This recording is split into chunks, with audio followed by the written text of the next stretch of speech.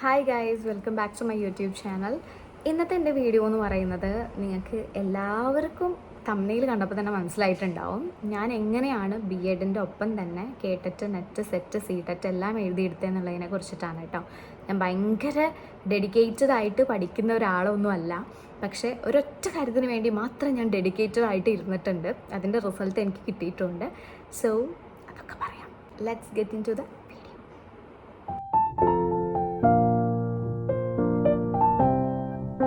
ആദ്യം തന്നെ എനിക്ക് പറയാനുള്ളത്, നമ്മളെ എത്ര ഡെഡിക്കേറ്റഡ് ആയിട്ടൊരു കാര്യത്തിന് വേണ്ടി നിന്നിട്ടുണ്ടോ ആ കാര്യം നമുക്ക് അച്ചീവ് ചെയ്യാൻ പറ്റിക്കഴിഞ്ഞാൽ ഈ ലോകത്തെ ഏറ്റവും ഹാപ്പി ആയിട്ടുള്ളവരിൽ ഒരാൾ നമ്മളായിരിക്കും. അങ്ങനെ എനിക്കൊരു കാര്യം സംഭവിച്ചിട്ടുണ്ട്. എന്താണെന്നല്ലേ, എൻ്റെ നെറ്റ് 2022 ഞാൻ PG കംപ്ലീറ്റ് ചെയ്യുന്നത്. 22 ശേഷം ഞാൻ നെറ്റിൻ്റെ കോച്ചിങ്ങിന് ജോയിൻ ചെയ്തു. അന്ന് ഒട്ടും എക്സ്പെക്റ്റേഷൻ ഇല്ലാതെയായിരുന്നു കേട്ടോ ഞാൻ ജോയിൻ ചെയ്തത്. കാരണം നെറ്റ് എന്ന് പറയുന്നത് വളരെ വാസ്റ്റ് ആയിട്ടുള്ളൊരു സിലബസാണ്. അതും ഞാൻ ഇംഗ്ലീഷാണ് സബ്ജക്റ്റ്. ഇംഗ്ലീഷ് എന്ന് പറയുമ്പോൾ നിങ്ങൾ വിചാരിക്കും ഈസി അല്ലേ, ഷോർട്ട് സ്റ്റോറീസ് അല്ലേ, പോംസ് അല്ലേ, അങ്ങനെയൊക്കെയാണെന്ന് നിങ്ങൾ വിചാരിക്കുമല്ലോ. നോവൽ വായിച്ചാൽ മതി, കുറച്ച് കഥയും കവിതയൊക്കെ അറിഞ്ഞാൽ ഇംഗ്ലീഷ് പാസ്സായില്ലേ നിങ്ങൾ വിചാരിക്കും. പക്ഷെ അങ്ങനെയല്ല. ഞങ്ങൾ ഇംഗ്ലീഷുകാർക്ക് അതിൻ്റെ ബുദ്ധിമുട്ട് അറിയുള്ളൂ. നമുക്ക് ലാംഗ്വേജ് ഉണ്ട്, ലിറ്ററേച്ചർ ഉണ്ട്. ലിറ്ററേച്ചറിൽ തന്നെ നമുക്ക് വേൾഡ് ലിറ്ററേച്ചറാണ് അല്ലേ. ഇന്ത്യൻ ലിറ്ററേച്ചർ ഉണ്ട്, അമേരിക്കൻ ലിറ്ററേച്ചർ ഉണ്ട്, റഷ്യൻ ഉണ്ട്, ഓസ്ട്രേലിയൻ ഉണ്ട്, ബ്രിട്ടീഷ് ലിറ്ററേച്ചർ ഉണ്ട്. അങ്ങനെ ഒത്തിരി ലിറ്ററേച്ചർ നമുക്കുണ്ട്. ആഫ്രിക്കൻ ലിറ്ററേച്ചർ ഉണ്ട്. ഇതൊക്കെ പഠിക്കേണ്ട. കരീബിയൻ ലിറ്ററേച്ചർ ഉണ്ട്. നിൽക്കില്ല, അത്രയും ലിറ്ററേച്ചേഴ്സ് നമുക്ക് പഠിക്കാനുണ്ട്. പിന്നെ വരുന്നൊരു പാർട്ടാണ് literary criticism and theory. English പഠിക്കാത്തവർക്ക് അറിയോ ഈ ലിറ്റററി ക്രിറ്റിസിസവും തിയറിയും ഒക്കെ എന്താണെന്ന്? Post colonial theory, reconstruction theory, Marxism, formalism, അങ്ങനെ എത്ര തിയറീസ്, സൈക്കോ അനാലിസിസ്. നിങ്ങൾക്കറിയില്ല മക്കളെ, അത്രയും ഹെവി തിയറീസ് നമ്മൾ പഠിച്ചിട്ടാണ് നമ്മൾ PG നെറ്റൊക്കെ എഴുതിയെടുത്തത്. എല്ലാ സബ്ജക്ട്സിനും അതിൻ്റേതായ ഡിഫിക്കൽട്ടീസ് ഉണ്ടെന്ന് എനിക്കറിയാം. പക്ഷേ നിങ്ങളൊക്കെ വിചാരിക്കും ഇംഗ്ലീഷ് എന്ന് പറയുന്നത് കഥയും കവിതയും കുറച്ചൊക്കെ വായിച്ചു കഴിഞ്ഞാൽ നിങ്ങൾക്ക് ഇംഗ്ലീഷ് കിട്ടില്ല, ലിറ്ററേച്ചർ അത്ര എളുപ്പമല്ലെന്ന് നിങ്ങൾ വിചാരിക്കും. പക്ഷെ അങ്ങനെയല്ല. ലിറ്ററേച്ചർ എന്ന് പറയുന്നത് ഒരു കടലാണ് മക്കളെ. കടലല്ല, മഹാസമുദ്രമാണ്. സമുദ്രം. അത്രയും പഠിക്കാനുണ്ട്. അയ്യോ, ഓർമ്മിപ്പിക്കല്ലേ. ഓക്കെ, എനിവേ, അപ്പം ഞാൻ PG 2022 കഴിഞ്ഞതിന് ശേഷം I thought of doing coaching. അപ്പം കോച്ചിങ് ചെയ്യാം. എന്ത് കോച്ചിങ്? നെറ്റിൻ്റെ കോച്ചിങ്ങിന് പോകാമെന്ന് വിചാരിച്ചു. അങ്ങനെ ഞാൻ ട്രിവാൻഡ്രത്തേക്ക് പെട്ടിയും കിടക്കൊക്കെ എടുത്ത് പോവുകയാണ്. പക്ഷേ അൺഫോർച്ചുനേറ്റ്ലി ആ കോച്ചിങ് സെൻറ്ററിൽ 6 മന്ത്സിൻ്റെ കോച്ചിങ് എന്ന് പറഞ്ഞിട്ട് ഞങ്ങൾക്ക് ആകെ കിട്ടിയത് ഒരു 3.5 മാസത്തെ കോച്ചിങ് ആയിരുന്നു. 3.5 മാസം കൊണ്ട് അവർ എങ്ങനെയൊക്കെ ഓടിത്തീർത്തത് ഞങ്ങൾക്ക് മാത്രമേ അറിയുള്ളൂ. ആ ബാച്ചിലുണ്ടായിരുന്നവർക്ക് മാത്രമേ അറിയുള്ളൂ. അങ്ങനെ ഞാൻ വിചാരിച്ചു വീട്ടിൽ വന്നിട്ട് പഠിക്കാമെന്ന്. അങ്ങനെ പെട്ടിയും കിടക്കൊക്കെ എടുത്ത് ട്രിവാൻഡ്രത്ത് നിന്ന് ഞാൻ വീട്ടിലെത്തിയിട്ട് ഒരു 3 മാസം, ഏപ്രിൽ, മെയ്, ജൂൺ, മാർച്ചിൽ ഞാൻ വീട്ടിലെത്തി. മാർച്ച്, ഏപ്രിൽ, മെയ്, 3 മാസം ഞാൻ പഠിച്ചു. ജൂണിൽ എക്സാം വന്നപ്പോൾ ഭയങ്കര ടെൻഷൻ. കാരണം നമുക്ക് അധികമായ പ്രിപ്പറേഷനൊന്നും അവിടെ നിന്ന് കിട്ടിയിട്ടില്ല. കോച്ചിങ് സെൻറ്ററിൽ നിന്ന് കുറേ പൈസ കൊണ്ടുപോയി അവിടെ കളഞ്ഞു. അപ്പോൾ വീട്ടിൽ വന്നിട്ട് ഞാൻ സെൽഫ് സ്റ്റഡി ചെയ്യാമെന്ന് വിചാരിച്ചിട്ട് ഞാൻ എൻ്റെ മാക്സിമം ഞാൻ സെൽഫ് സ്റ്റഡി ചെയ്തു മക്കളെ. ഞാൻ ഇത്രയും എൻ്റെ ജീവിതത്തിൽ വേറെ ഒന്നിനു വേണ്ടി പഠിച്ചിട്ടില്ല. അത്രയും ഞാൻ ആഗ്രഹിക്കുന്നൊരു കാര്യമാണ്. ഞാൻ എൻ്റെ 5ാം ക്ലാസ് തൊട്ടിട്ട് ഞാൻ സ്വപ്നം കണ്ടൊരു കാര്യമാണ് UGC നെറ്റ് എക്സാം. അപ്പം അതിന് ഇത്രയും വലിയ കടമകളുണ്ടോയെന്നും നമുക്കറിയില്ലല്ലോ. അങ്ങനെ ഞാൻ പഠിച്ച് നെറ്റ് എഴുതാൻ പോയി. നെറ്റ് എഴുതി വന്നപ്പോൾ എനിക്ക് ഓവർ കോൺഫിഡൻസ് കിട്ടുമല്ലോ. കാരണം ഞാൻ അത്രയും പഠിച്ചിട്ടുണ്ടല്ലോ. ആൻസർ കീ വരുന്നു, ചെക്ക് ചെയ്യുന്നു, ഓക്കെ ഞാനിപ്പോൾ ക്വാളിഫൈ ആവും. റിസൾട്ട് വന്നു. സത്യം പറഞ്ഞാൽ എനിക്ക് എങ്ങനെ പറയണേ, 0.8% അന്ന് എനിക്ക് നെറ്റ് മിസ്സായി. അന്ന് പേഴ്സൻറ്റൈലാണ്, ഇന്നത്തെ പോലെ മാർക്കൊന്നുമല്ല, പേഴ്സൻറ്റൈലാണ്. 0.8% ഐ മിസ്ഡ് മൈ നെറ്റ്. ഈ ലോകത്ത് ഏറ്റവും ദുഃഖിച്ചിരിക്കുന്ന ആൾക്കാരുണ്ടാവില്ലേ, ആ കൂട്ടത്തിലേക്ക് ഞാനന്ന് ജോയിനായി. പിന്നെ ഞാൻ ഇങ്ങനെയാണ് ഡിപ്രഷനും അടിച്ച് ഞാനിനി ഞാൻ നെറ്റ് എഴുതില്ല, ജീവിതത്തിൽ ഞാൻ നെറ്റ് എഴുതില്ല, ഞാൻ ഇത്രയും വെറുതെ വേറെ ഒന്നുമില്ല എന്നൊക്കെ വിചാരിച്ച് എനിക്ക് അത്രയും ദേഷ്യം വന്ന് എനിക്ക് ചാവാനൊക്കെ തോന്നി. അങ്ങനെയൊക്കെയായിരുന്നു എൻ്റെ അവസ്ഥ. അത്രയും ഞാൻ പഠിച്ചിട്ട് എനിക്കിനി പഠിക്കാൻ വയ്യ, അങ്ങനത്തെ ഒരു അവസ്ഥ. അങ്ങനെ ഞാൻ വീട്ടിലിരുന്ന് എന്തെങ്കിലും ചെയ്യുമെന്നൊക്കെ വിചാരിച്ച് എന്നെ മാമൻ്റെ വീട്ടിലേക്ക് തട്ടൊക്കെ ചെയ്ത് പറഞ്ഞു. അങ്ങനെ എന്നിട്ട് പിന്നെ അങ്ങനെ ഇരിക്കുമ്പോഴാണ് കാലിക്കറ്റ് യൂണിവേഴ്സിറ്റി BEഡിൻ്റെ നോട്ടിഫിക്കേഷൻ വരുന്നു. ഓക്കെ, BEഡ് ചെയ്താലോ. അങ്ങനെ ഞാൻ BEഡ് ചെയ്യാൻ വേണ്ടിയിട്ട് ഇവിടെ എൻ്റെ വീടിൻ്റെ അവിടെ അടുത്ത് തന്നെയാണ്, കുറച്ച് 20 മിനിറ്റ്സേ ഉള്ളൂ ഇവിടെ നിന്ന് പോകാൻ. അവിടെ ഞാൻ BEഡിന് അപ്ലൈ ചെയ്യുന്നു. ഫസ്റ്റ് ഓപ്ഷൻ വെക്കുന്നു. ട്രയലിൽ തന്നെ എനിക്ക് അഡ്മിഷൻ കിട്ടുന്നു. ഫസ്റ്റ് അലോട്ട്മെൻറ്റിന് കിട്ടി. ഞാൻ നേരെ പോയി കോളേജിൽ ജോയിൻ ചെയ്തു. ഒന്നും നോക്കിയില്ല. B.Ed എന്ന് പറയുന്ന സാധനം എൻ്റെ ജന്മത്തിൽ ഞാൻ എടുക്കുമെന്ന് വിചാരിച്ചിട്ടുമില്ല. എനിക്ക് ഇത്രയും ഇഷ്ടമില്ലാത്ത വേറൊരു സംഭവവും ഇല്ല. അത്രയും എനിക്ക് വെറുക്കുന്നൊരു കോഴ്സായിരുന്നു. കാരണം എൻ്റെ ചേച്ചിയൊക്കെ B.Ed ചെയ്തിട്ടുണ്ട്. അപ്പോൾ എനിക്കറിയാം എത്രത്തോളം വർക്ക് ചെയ്യാനുണ്ടെന്ന്. ഞാനാണെങ്കിൽ ഒരു കൂടി മടിച്ച്. അപ്പോൾ എന്നെ പോലത്തെ ഒരാൾക്ക് എന്തായാലും B.Ed ഒക്കില്ല എന്ന് എനിക്കറിയായിരുന്നു. പക്ഷേ എന്ത് ചെയ്യാം, അപ്പോഴത്തെ ഒരു സാഹചര്യം കൊണ്ട് ഞാൻ B.Ed ചെയ്യാൻ പോയി. B.Ed ചെയ്യാൻ പോയത് സത്യം പറഞ്ഞാൽ എൻ്റെ ജീവിതത്തിൽ ഞാൻ എടുത്ത ഡിസിഷൻസിൽ ഏറ്റവും ബെസ്റ്റ് ഡിസിഷനായിരുന്നു. ബിക്കോസ് എനിക്ക് ഒത്തിരി നല്ല ഫ്രണ്ട്സിനെ കിട്ടി. എൻ്റെ ലൈഫേ ഒരു ടേണിംഗ് പോയിൻ്റ് ആയത് അവിടെ നിന്നാണ്. കാരണം എനിക്ക് ഇതുവരെ എനിക്ക് ഗേൾസ് ഫ്രണ്ട്സ് ഉണ്ടായിട്ടുണ്ടെങ്കിലും എൻ്റെ എന്താ പറയുക ലൈഫിനോട് ചേർന്ന് നിൽക്കുന്ന, അല്ലെങ്കിൽ നമ്മളെ ബാക്ക് സ്റ്റാബ് ചെയ്യാത്ത, എന്താ പറയുക എല്ലാത്തിനും നമ്മളെ സപ്പോർട്ട് ചെയ്യുന്ന, ഒരു ജഡ്ജ്മെൻറ്റും ഇല്ലാതെ നമ്മുടെ കൂടെ നമ്മളെ കേട്ടിരിക്കുന്ന, നമ്മുടെ എന്താ പറയുക നമുക്ക് അനിയത്തിമാരും അങ്ങനത്തെ ഒരു ഫീലും കാര്യങ്ങളൊക്കെ കിട്ടിയത്. അതായത് കുറേ അനിയത്തിമാർ അവരെ നമുക്ക് ഫ്രണ്ട്സായിട്ട് കിട്ടുക, ബെസ്റ്റ് ഫ്രണ്ട്സായിട്ട്.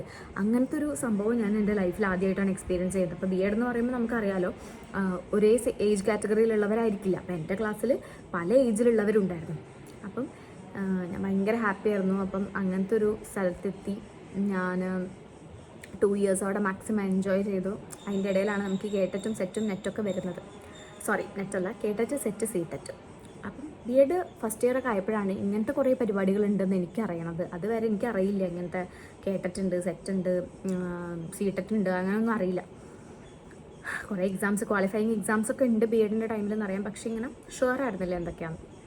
അതിനെക്കുറിച്ചൊക്കെ മനസ്സിലാക്കുന്നു, സിലബസൊക്കെ പോയി പഠിക്കുന്നു. സിലബസ് ആദ്യം ഞാൻ പഠിച്ച് ഇങ്ങനെയൊക്കെയാണ്, ഇവിടെ നിന്നൊക്കെയാണ് ഇമ്പോർട്ടൻ്റ് ആയിട്ടുള്ള ഏരിയാസ് ഞാൻ തന്നെ മാർക്ക് ചെയ്തു. പ്രീവിയസ് ഇയർ ക്വസ്റ്റ്യൻസ് ഒക്കെ നോക്കിയിട്ട്. അപ്പോൾ ആദ്യം തന്നെ എനിക്ക് പറയാനുള്ളത് ഫസ്റ്റ് പോയിന്റ് സിലബസ് നിങ്ങൾ പഠിക്കുക, സിലബസ് മനസ്സിലാക്കുക, ഡീപ്പ് അണ്ടർസ്റ്റാൻഡിങ് വേണം സിലബസിന്. Second point previous year questions നോക്കുക. എന്നിട്ട് റിപ്പീറ്റഡ് ആയി വരുന്ന ഏരിയാസ് ഏതൊക്കെയാണ്, ഏതൊക്കെ വർക്ക്സിനാണ് ഫോക്കസ് ഉള്ളത്, ഏതൊക്കെ ഓതേഴ്സിനാണ് ഫോക്കസ് ഉള്ളത് നിങ്ങൾ തന്നെ മനസ്സിലാക്കുക.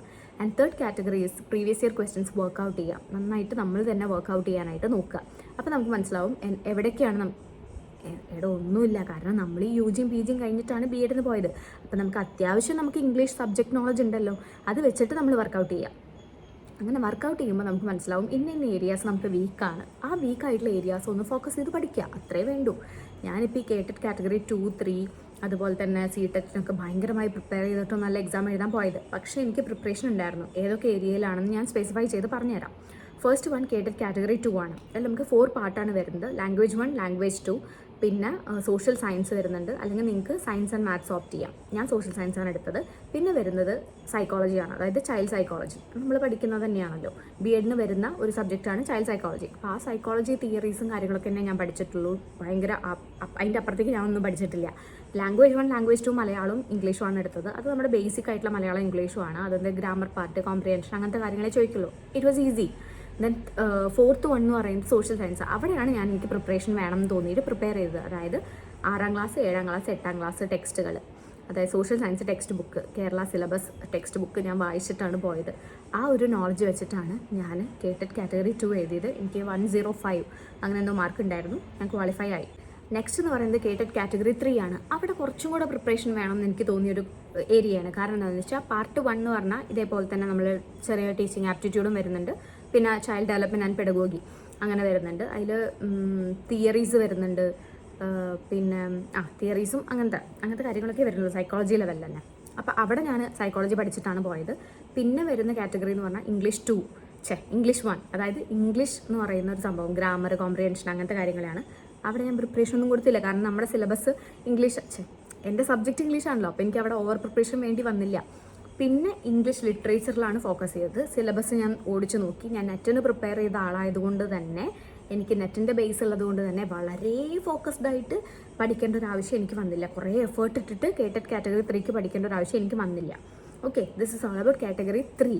അപ്പോൾ നിങ്ങൾ ബേസിക് ആയിട്ട് പഠിച്ചു തുടങ്ങുന്നവരാണെങ്കിൽ സിലബസ് മനസ്സിലാക്കിയിട്ട് സിലബസിൽ ഓരോ ഓതേഴ്സിനെ നോക്കുക, ഓരോ വർക്ക്സും നോക്കുക. ആ വർക്ക്സും ഓതേഴ്സൊക്കെ വെച്ചിട്ട് നോട്ട്സ് ഉണ്ടാക്കുക. അതിൽ ഇമ്പോർട്ടൻ്റ് ആയിട്ട് പ്രീവിയസ് ഇയർ ക്വസ്റ്റ്യൻസ് നോക്കിയിട്ട് റിപ്പീറ്റഡ് ആയി വരുന്ന ഏതൊക്കെയാണെന്ന് നോക്കുക. അതൊക്കെ ഭയങ്കരമായിട്ട് പഠിക്കുക. അങ്ങനെ ഓക്കെ. ദെൻ അടുത്തത് സീറ്ററ്റ് ആണ്. സീറ്ററ്റ് എന്ന് പറയുമ്പോൾ കുറച്ചും കൂടെ ഹയർ ലെവലാണ്. അതായത് നമ്മുടെ കേട്ടറ്റ് കാറ്റഗറി 2 ഇല്ലേ ആദ്യം പറഞ്ഞ, അതിൻ്റെ ഒരു ഭയങ്കരമായ ഇംഗ്ലീഷ് വേർഷനാണ് സീറ്ററ്റ് എന്ന് പറയുന്നത്. പെട്ടെന്നൊന്നും ക്വസ്റ്റ്യൻസ് വായിച്ചാൽ നമുക്ക് മനസ്സിലാവണമെന്നില്ല. അപ്പം അതിന് അത്യാവശ്യം പ്രിപ്പറേഷൻ വേണമായിരുന്നു. പക്ഷേ ഞാൻ പ്രിപ്പയർ ചെയ്തില്ല, കാരണം എനിക്ക് കമ്മീഷൻ്റെ ടൈമിൽ എന്തോ ആയിരുന്നു CTET. അപ്പോൾ ഭയങ്കരമായി പ്രിപ്പയർ ചെയ്യാനൊന്നും പറ്റിയില്ല. എന്നാലും ഞാൻ പോയി എഴുതി, എനിക്ക് CTET കിട്ടി. ഓക്കെ, അപ്പം CTET സിലബസ് എന്ന് പറഞ്ഞാൽ ഇതേപോലെ തന്നെ child development and pedagogy, learning theories, അങ്ങനത്തെ കാര്യങ്ങളൊക്കെ, ടീച്ചിങ് ആപ്റ്റിറ്റ്യൂഡ് ഒക്കെയാണ് ഫസ്റ്റ് കാറ്റഗറിയിൽ വരുന്നത്. സെക്കൻഡ് എന്ന് പറയുന്നത് ഇംഗ്ലീഷ് തന്നെയായിരുന്നു ഞാൻ എടുത്തത്. ഇംഗ്ലീഷ് ലാംഗ്വേജ് ഉണ്ടായിരുന്നു, ലാംഗ്വേജ് 1 ഇംഗ്ലീഷ്, പിന്നെ ലാംഗ്വേജ് 2 മലയാളം, അങ്ങനെ എടുത്തത്. പിന്നെ പാർട്ട് 4 വരുന്നത് സോഷ്യൽ സയൻസ്. അതിലും സയൻസ് മാത്സ് ഓപ്ഷൻ ഉണ്ട്. ഞാൻ സയൻസ് മാത്സ് എടുത്തില്ല, കാരണം എനിക്ക് മാത്സ് ഒന്നും വർക്കൗട്ട് ചെയ്ത് പഠിക്കാൻ വയ്യ. +2 നിർത്തിയതാണത്. അപ്പോൾ അതുകൊണ്ട് ഞാനെടുത്തത് സോഷ്യൽ സയൻസ് ആണ്. ഞാൻ CBSE 6, 7, 8 ക്ലാസ്സുകളിലെ സോഷ്യൽ ടെക്സ്റ്റ് ബുക്ക് ഞാൻ വായിച്ച് നോക്കിയിട്ടാണ് പോയത്. ഇനി വരുന്നത് കേരള സെറ്റാണ്. അതായത് നമ്മൾ ഹയർ സെക്കൻഡറി ബോർഡിലേക്ക് നമുക്ക് അപ്ലൈ ചെയ്യാനുള്ള എലിജിബിലിറ്റി എക്സാമാണ് ഈ സെറ്റ് എന്ന് പറയുന്നത്, കേരള സെറ്റ്. അപ്പോൾ ഇവിടെ വരുന്ന സബ്ജക്റ്റ് എന്ന് പറഞ്ഞാൽ പാർട്ട് 1ഉം പാർട്ട് 2 ആയിട്ടാണ്. പാർട്ട് 1 അതായത് നമ്മൾ first GK and teaching aptitude, അതിൽ റിസർച്ച് ആപ്റ്റിറ്റ്യൂഡും കൂടെ വരും. അങ്ങനെയാണ് പാർട്ട് 1 വരുന്നത്. അത് രാവിലെയും ഉച്ചയ്ക്കും ആണ് എക്സാംസ് നടക്കുക. രാവിലെയാണ് പാർട്ട് 1, വൈകുന്നേരമാണ് പാർട്ട് 2. പാർട്ട് 2ൽ ഇംഗ്ലീഷ് ലിറ്ററേച്ചറാണ് ഫോക്കസ്. അവിടെയാണ് ഞാൻ കുറച്ചും കൂടെ ഫോക്കസ് ചെയ്ത് പഠിച്ചത്. കാരണം ആ സമയത്ത് തന്നെയാണ് B.Edൻ്റെ ലാസ്റ്റ് സെമിസ്റ്ററിലാണ് ഈ നെറ്റും അതുപോലെ സെറ്റും വന്നത്. അപ്പം ആദ്യം ഞാൻ സെറ്റ് ചെയ്തപ്പോൾ എനിക്ക് ക്രാക്ക് ചെയ്യാൻ പറ്റിയില്ല. ചെറിയ 1% എന്തോ എനിക്ക് മിസ്സായി. അപ്പോൾ ഞാൻ സെറ്റ് അങ്ങനെയൊന്നും കിട്ടില്ല, പ്രിപ്പയർ ചെയ്തിട്ട് തന്നെ പോകാമെന്ന് വിചാരിച്ചിട്ട് ഞാൻ ആ സമയത്ത് ലാസ്റ്റായിട്ട് നെറ്റ് എഴുതാമെന്നുള്ളൊരു പ്ലാനിലും സെറ്റ് അതിൻ്റെ കൂടെ തന്നെ പ്രിപ്പയർ ചെയ്യുന്ന വെച്ചാൽ സെറ്റ് ഒരു സൈഡിലും നെറ്റ് ഒരു സൈഡിലും വെച്ചിട്ട് ഞാൻ പ്രിപ്പയർ ചെയ്തിരുന്നു. നെറ്റ് ഞാൻ പിന്നെ അങ്ങനെ ഭയങ്കരമായിട്ട് പ്രിപ്പയർ ചെയ്യാൻ ആവശ്യം വരുന്നില്ലല്ലോ, കാരണം എനിക്ക് ബ്രഷപ്പ് ചെയ്താൽ മതി. എൻ്റെ നോളജൊക്കെ ഓൾറെഡി പഠിച്ച് വെച്ചിട്ടുണ്ടല്ലോ. അപ്പം ഞാൻ അത് ബ്രഷപ്പ് ചെയ്തു.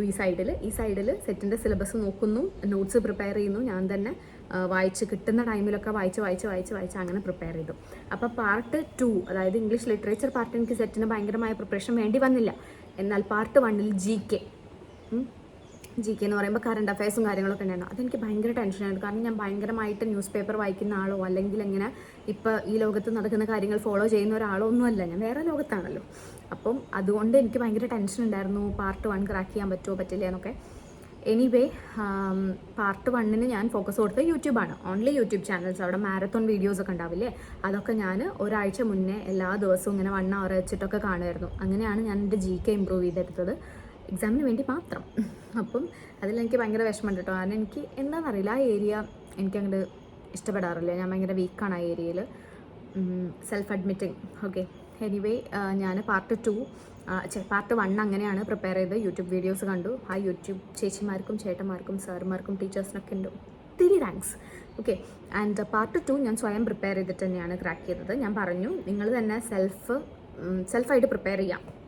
നമ്മൾ തന്നെ നല്ല എഫേർട്ട് ഇടുക, നല്ല എഫേർട്ട് നമുക്ക് വേണ്ടിയിട്ടാണെന്ന് ആലോചിക്കുക. അതങ്ങോട്ട് B.Ed കഴിയുന്നതോടുകൂടെ ഈ സംഭവങ്ങളൊക്കെ നമ്മുടെ കയ്യിലുണ്ടെങ്കിൽ ഈസി ആയിട്ട് നമുക്ക് ജോബിനൊക്കെ അപ്ലൈ ചെയ്യാനും നമുക്ക് തന്നെ ഒരു കോൺഫിഡൻസ് വരും. കാരണം നിങ്ങൾക്ക് നെറ്റില്ലല്ലോ എന്ന് കേൾക്കണ്ടല്ലോ, നമുക്ക് നെറ്റ് ഉണ്ടല്ലോ. നിങ്ങൾക്ക് സെറ്റ് ഇല്ലല്ലോ എന്ന് കേൾക്കണ്ട, നമുക്ക് സെറ്റ് ഉണ്ടല്ലോ. അങ്ങനെ അപ്പോൾ നമ്മുടെ കയ്യിൽ എല്ലാ കാര്യങ്ങളും ഉണ്ടെങ്കിൽ നമുക്ക് സുഖമായിട്ട് തന്നെ ഹാപ്പി ആയിട്ടിരിക്കാം. ഓക്കെ, ഇനി ഇതിൻ്റെ ടിപ്സ് ആൻഡ് ട്രിക്സ് ചോദിക്കുകയാണെങ്കിൽ, consistency. First thing is consistency. നമ്മൾ ഭയങ്കരമായി പഠിച്ചിട്ടോ എഫേർട്ട് ഇട്ടിട്ടോ ഒന്നും കാര്യമില്ല. ഫസ്റ്റ് വേണ്ടത് കൺസിസ്റ്റൻസിയാണ്. ഇന്ന് പഠിച്ചിട്ട് നാളെ മടി എന്നുള്ള രീതിയിൽ ഇരിക്കരുത്. അല്ലെങ്കിൽ ഇന്നലെ പഠിച്ചല്ലോ, ഇനിയിപ്പോൾ നാളെയും പഠിക്കാം, ഇന്ന് പഠിക്കണ്ട, അങ്ങനെ വിചാരിക്കുകയേ ചെയ്യരുത്. നമ്മൾ ഇന്നലെയും പഠിക്കണം, ഇന്നും പഠിക്കണം, നാളെയും പഠിക്കണം, എന്നും പഠിക്കണം. എന്നാൽ മാത്രമേ കൺസിസ്റ്റൻ്റ് ആയിട്ട് ഒരു 3 months ഒക്കെ ഇരുന്നാൽ മാത്രമേ നെറ്റിനൊക്കെ നമുക്ക് നല്ല സ്കോർ ചെയ്യാൻ പറ്റും. ഓക്കെ, പിന്നെ കൺസിസ്റ്റൻസി കഴിഞ്ഞാൽ പിന്നെ വരുന്നത് ഹാർഡ് വർക്കാണ്. ഹാർഡ് വർക്ക് ചെയ്യുക എന്ന് പറഞ്ഞാൽ നമ്മൾ തന്നെ നോട്ട് പ്രിപ്പയർ ചെയ്ത് പഠിക്കുന്നവരാണെങ്കിൽ നോട്ട് പ്രിപ്പയർ ചെയ്തിട്ട് തന്നെ പഠിക്കുക. Take time and crack. Okay, പെട്ടെന്ന് തന്നെ ചടപട എനിക്കിപ്പോൾ അത് കഴിയുന്നതിന് മുന്നേ എനിക്ക് കിട്ടണം, PG കഴിയുന്നതിന് മുന്നേ നെറ്റ് കിട്ടണം, അങ്ങനെയൊന്നും വിചാരിച്ച് ഉറക്കമൊഴിച്ച് അങ്ങനെയൊന്നും പഠിക്കണ്ട.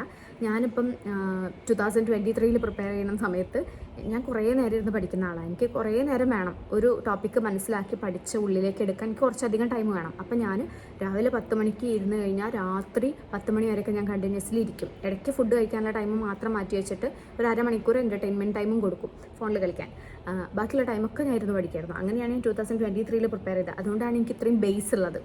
ആ ഒരു ബേസ് കൊണ്ട് തന്നെയാണ് ഞാൻ കേട്ടറ്റും CTETും സെറ്റും ഒക്കെ ക്രാക്ക് ചെയ്തെടുത്തെന്നാണ് എൻ്റെ ഒരു വിശ്വാസം. അതായത് കേട്ടറ്റ് കാറ്റഗറി 2ഉം CTETും ഇല്ല കേട്ടോ, സോറി. കാരണം അതിലൊന്നും നമ്മുടെ വലിയ സബ്ജക്ട് നോളജ് വരുന്നില്ലല്ലോ. സബ്ജക്ട് നോളജ് വരുന്നത് സെറ്റും നെറ്റുമാണ്. അത് ക്രാക്ക് ചെയ്തത് തന്നെ എൻ്റെ ആ ഒരു ബേസ് ആയിട്ടുള്ള ഒരു നോളജ് ഉള്ളതുകൊണ്ടാണ്. ബേസ് എന്നല്ല, നമ്മളെല്ലാ ലിറ്ററേച്ചറും അരച്ച് കലക്കിയിട്ടുണ്ട്. ഓക്കെ, പക്ഷേ പെട്ടെന്ന് മറക്കും, അതാണ് എൻ്റെ ഒരു പ്രശ്നം. Anyway, so that is all about net. അങ്ങനെയാണ്, നെറ്റല്ല, എല്ലാ എക്സാംസും ഞാൻ അങ്ങനെയാണ് ക്രാക്ക് ചെയ്തത്. അതായത് പഠിക്കാം, കൺസിസ്റ്റൻസി വേണം, ഹാർഡ് വർക്ക് വേണം, ഡിസിപ്ലിൻ വേണം, and most importantly revision is A must. നമ്മൾ ഇന്നലെ പഠിച്ച കാര്യം ഇന്നേക്ക് മറക്കാൻ ചാൻസ് ഉണ്ട്. അപ്പം എന്നെപ്പോലത്തെ ആളുകളാണെങ്കിൽ എന്തായാലും മറക്കും. അപ്പോൾ എന്ത് ചെയ്യണം, നമ്മൾ ഇന്നലെ പഠിച്ച കാര്യം ഇന്ന് വേറെ ടോപ്പിക്ക് പഠിക്കുന്നതിന് മുന്നേ അത് റിവൈസ് ചെയ്യണം. ഏത് ഇന്നലെ പഠിച്ച ടോപ്പിക്ക്, മനസ്സിലായോ? അപ്പോൾ അത് revision is A must. Revision revise ചെയ്തിട്ട് വേണം അടുത്ത ടോപ്പിക്ക് പഠിക്കാൻ. അപ്പോൾ നാളെ പഠിക്കുമ്പോൾ ഇന്നത്തെയും കൂടി നാളെ റിവൈസ് ചെയ്യണം, മനസ്സിലായോ? ഷോർട്ട് പോയിന്റ്സ് ആക്കി വെച്ചിട്ട് റിവിഷന് മാത്രം വേണ്ടി കുറച്ച് ഷോർട്ട് പോയിന്റ്സ് എഴുതി വെക്കുക, ഇമ്പോർട്ടൻ്റ് ആയിട്ടുള്ളത്, അത് മാത്രം റിവൈസ് ചെയ്ത് പോവുക. ഓക്കെ. പിന്നെ പ്രീവിയസ് ഇയർ ക്വസ്റ്റ്യൻസ് സ്കിപ്പ് ചെയ്യരുത്. പ്രീവിയസ് ഇയർ ക്വസ്റ്റ്യൻസ് ഒന്ന് നോക്കുക. നമുക്ക് ചിലപ്പോൾ ചില എക്സാംസിൽ റിപ്പീറ്റഡ് ആയിട്ട് വരില്ല എങ്കിൽ പോലും നമുക്ക് ആ ഒരു പാറ്റേൺ മനസ്സിലാക്കാനായിട്ട് പ്രീവിയസ് ഇയർ ക്വസ്റ്റ്യൻസ് പഠിക്കുക. ഓക്കെ. പിന്നെ നമ്മളെ നെഗറ്റീവ് അടുപ്പിച്ച് നമ്മുടെ മൂഡ് കളയാനൊക്കെ ഒത്തിരി പേര് നമ്മുടെ ചുറ്റും ഉണ്ടാവും. ഒന്നും മൈൻഡാക്കണ്ട, അവരൊന്നും നമ്മുടെ കൂടെ ഈ പഠിക്കുന്ന സമയത്ത് ഉണ്ടാവില്ല. പക്ഷെ നമ്മൾ പഠിച്ച് നമുക്ക് ഈ ഒരു സംഭവം നമ്മുടെ കയ്യിൽ കിട്ടിക്കഴിഞ്ഞാൽ, ഈ എക്സാംസൊക്കെ നമ്മൾ ക്വാളിഫൈ ആയി കഴിഞ്ഞാൽ ഇവരൊക്കെ നമ്മുടെ കൂടെ ഉണ്ടാവും. അങ്ങനെയുള്ളവരെ ശരിക്കും പറഞ്ഞാൽ നമുക്ക് ആവശ്യമില്ല. പക്ഷേ എന്നാലും ഞാൻ പറയാം, അങ്ങനെയാണ്. ആൾക്കാർ പലതും പറയുമോ, നീ ഇത്ര ഒന്നും ട്രൈ ചെയ്തിട്ട് നിനക്ക് കിട്ടിയില്ലേ, നീ എത്ര പ്രാവശ്യമായി നെറ്റ് എഴുതണോ, നീ എത്ര പ്രാവശ്യമായി സെറ്റ് എഴുതണോ എന്നൊക്കെ ആൾക്കാർ പലതും പറയും. പക്ഷേ ഡോണ്ട് മൈൻഡ്, നമുക്ക് കിട്ടാനുള്ള കാര്യം നമുക്കൊരു ടൈം ആകുമ്പോൾ കിട്ടും. നമുക്ക് വിധിച്ചിട്ടുള്ള ഒരു ടൈമിൽ കിട്ടും.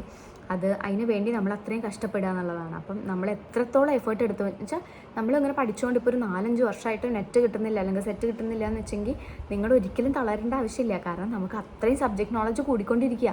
ഓരോ ദിവസം നമ്മൾ റിവൈസ് ചെയ്യുന്നുണ്ട്, നമ്മൾ പഠിച്ച കാര്യം തന്നെ വീണ്ടും പഠിക്കുന്നുണ്ട്. എത്രത്തോളം നമ്മുടെ ബ്രെയിൻ്റെ ഉള്ളിൽ അതിങ്ങനെ സ്റ്റോർ ചെയ്ത് വെക്കുന്നുണ്ടെന്ന് ആലോചിച്ച് നോക്കൂ. അത് അവിടെ തന്നെ ഇങ്ങനെ കിടക്കും. ഒരുപാട് തവണ നമ്മൾ റിവിഷൻ ചെയ്താൽ അത് അവിടെ നമ്മുടെ ഉള്ളിൽ ഇങ്ങനെ കിടക്കും. ഇപ്പോൾ നമ്മൾ ABCDFG അല്ലെങ്കിൽ ജോണി SPF ഒക്കെ നമുക്ക് ഇപ്പോഴും ബൈ ഹാർട്ടായിട്ട് ഇരിക്കുന്നത് എന്തുകൊണ്ടാണ്? നമ്മൾ അത്രയും ഡ്രില്ല് ചെയ്തിട്ടുണ്ട് അത്, അല്ലേ? അതേപോലെ തന്നെയാണ് ഇങ്ങനത്തെ എക്സാംസിന് വേണ്ടി നമ്മൾ ഡ്രില്ല് ചെയ്തുകൊണ്ടിരിക്കുമ്പോൾ, അങ്ങനെ പ്രാക്ടീസ് ചെയ്തുകൊണ്ടിരിക്കുമ്പോൾ നമ്മുടെ ഉള്ളിൽ അതിങ്ങനെ പറഞ്ഞ് അത് ഇംപ്രിൻ്റായി അങ്ങനെ കിടക്കും. അപ്പോൾ അതുകൊണ്ട് നിങ്ങൾ ആ ഒരു കാര്യത്തിൽ ഒട്ടും വിഷമിക്കേണ്ട കേട്ടോ. നിങ്ങൾക്ക് ക്രാക്ക് ചെയ്യാനായിട്ട് സാധിക്കും. Slowly take time and do your best. നമ്മൾ മാക്സിമം ട്രൈ ചെയ്യുക. പിന്നെ എല്ലാം വരുന്നവർക്ക് വെച്ച് കാണാം എന്നുള്ള രീതിയിൽ ഫേസ് ചെയ്യുക. പിന്നെ ഒരാൾ ചോദിച്ചിരുന്നു എൻ്റെ കോളേജിൻ്റെ ഫീസ് സ്ട്രക്ചറും കാര്യങ്ങളൊക്കെ കുറിച്ച്. ഞാൻ പഠിച്ച കോളേജ് എയ്ഡഡ് കോളേജായിരുന്നു. എയ്ഡഡ് കോളേജിൽ നമുക്ക് ചേരുന്ന സമയത്ത് 19,000 സംതിങ് ആയിരുന്നു അടയ്ക്കേണ്ടി വരുന്നത് ഫീ. പിന്നെ എല്ലാ എക്സാംസിൻ്റെ ടൈമിലും 1,000 സംതിങ് എത്രയോ എക്സാം ഫീ ആയിട്ട് വരും. അത്രേ നമുക്ക് പേയ്മെൻറ്റ് വരുന്നുള്ളൂ കേട്ടോ. പിന്നെ ഇനി സെൽഫ് ഫിനാൻസിങ് കോളേജസ് അങ്ങനെയൊക്കെ ആണെങ്കിൽ അവിടെ പേയ്മെൻറ്റ് കൂടുതലായിരിക്കും. ലൈക്ക് 50,000 ഉണ്ട് സെമസ്റ്റർ വൈസ്, അല്ലെങ്കിൽ 1 ഇയറിൽ 50,000, 2 ഇയേഴ്സിനും കൂടെ 1 lakh അല്ലെങ്കിൽ 2 lakhs അങ്ങനെയൊക്കെ വരുന്ന കോളേജസ് ഉണ്ട്. അത് ഓരോ കോളേജിനെ ഡിപ്പെൻഡ് ചെയ്തിട്ടിരിക്കും. അങ്ങനെയാണ് ഫീസ് സ്ട്രക്ചർ വരുന്നത്. പിന്നെന്താ, ഇത്രയൊക്കെ തന്നെയാണ് എൻ്റെ ഒരു ഓർമ്മയിൽ ക്വസ്റ്റ്യൻസ് ഉണ്ടായിരുന്നത്. അപ്പം ഇത്രയേ ഉള്ളൂ. നിങ്ങൾക്ക് വീഡിയോ ഇഷ്ടപ്പെട്ടാൽ തീർച്ചയായിട്ടും ലൈക്ക് ചെയ്യാനും ഷെയർ ചെയ്യാനും സബ്സ്ക്രൈബ് ചെയ്യാനും മറക്കരുത്. ഇപ്പം എനിക്ക് പറയാനുള്ളത്, നിങ്ങൾക്ക് ഒത്തിരി സോഴ്സസ് ഉണ്ട്, ഇതൊക്കെ എന്തിനാണ്? ഇതൊക്കെ യൂസ് ചെയ്യും മാക്സിമം. ഇതൊക്കെ യൂസ് ചെയ്തിട്ട് ക്രാക്ക് ചെയ്യും ഈ നെറ്റും സെറ്റും കേട്ടറ്റും സീറ്ററ്റൊക്കെ. ഓക്കെ. പണ്ടൊന്നും ഈ 10th ഞങ്ങൾ പഠിക്കുന്ന സമയത്തൊന്നും ഇങ്ങനെ നമുക്ക് ഇത്രയും ഓപ്ഷൻസ് ഇല്ലേ. യൂട്യൂബ് തുറന്ന ചാനൽ, നിങ്ങൾക്ക് ട്യൂഷനാണെങ്കിൽ ഓൺലൈൻ അല്ലെങ്കിൽ ഓഫ്ലൈനായിട്ട് ട്യൂഷൻ, അങ്ങനെ ഒത്തിരി ഗൂഗിൾ തുറന്നാൽ നമുക്ക് ഇഷ്ടം പോലെ PDF നോട്ട്സും അല്ലാതെ തന്നെ സൈറ്റുകളിൽ അവൈലബിൾ ആണ്. നിങ്ങൾക്ക് ആവശ്യമുള്ള മെറ്റീരിയൽസും പഠിക്കാനുള്ള reference materials, study materials and everything. നമ്മളൊന്നും പഠിക്കുമ്പോൾ അതില്ല. Okay. Make use of that. അത് ഏത് കുട്ടികളാണെങ്കിലും, 10th ആണെങ്കിലും +2 ആണെങ്കിലും ഡിഗ്രി ആണെങ്കിലും PG ആണെങ്കിലും BEd ആണെങ്കിലും നിങ്ങൾ മാക്സിമം നമുക്ക് കിട്ടുന്ന റിസോഴ്സസ് യൂസ് ചെയ്യുക എന്നുള്ളതാണ്. അപ്പം resource using is another thing. ഇഷ്ടപ്പെട്ട സബ്സ്ക്രൈബ് ചെയ്യാൻ മറക്കരുത്. സബ്സ്ക്രൈബേഴ്സ് കുറവാണ്. അപ്പോൾ അത്രയേ ഉള്ളൂ. Thanks for watching.